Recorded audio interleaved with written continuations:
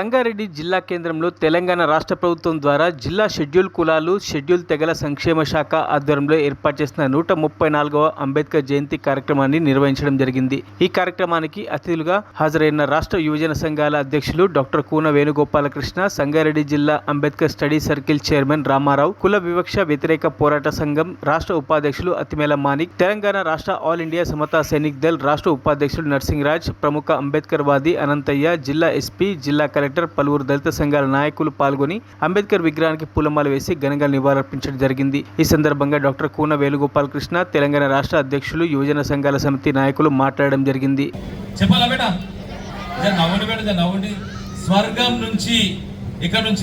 స్వర్గం నుంచి మలినంగా భూమికి విశ్లేషణ అందమైన ముత్యాలే మా విద్యార్థుల విషయాన్ని అయితే సగర్వంగా మీ అందరికీ హృదయపూర్వకంగా తెలియజేస్తుంది.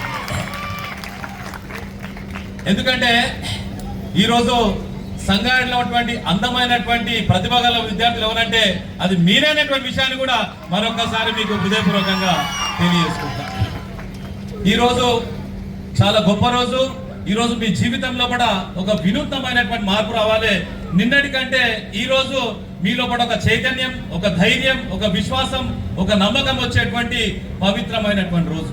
ఈ రోజులో కూడా నిజంగా చెప్తున్నా కదా, మిమ్మల్ని చూస్తుంటే ఇంకోటి ఏమనిపిస్తుంది అంటే చాలా సంతోషం అనిపిస్తుంది. ఏంటంటే మీరు నిజంగా చెప్తున్నా కదా, అందరేమో 60 degrees వంగినట్టు, ఇట్లా బెండ్ అయినట్టు, అక్కడ సైడ్ అయినట్టు, ఇక్కడ సైడ్ అయినట్టు చూస్తుంటారు. కానీ మా విద్యార్థులు చూడండి, అక్కడ చూడండి, నిర్మలకి అక్కడ చూడండి, మా విద్యార్థులు 90 degrees ఉన్నటువంటి చైతన్యం. మరిన్ని అప్డేట్స్ కోసం మా ఛానల్ ని సబ్స్క్రైబ్ చేయండి.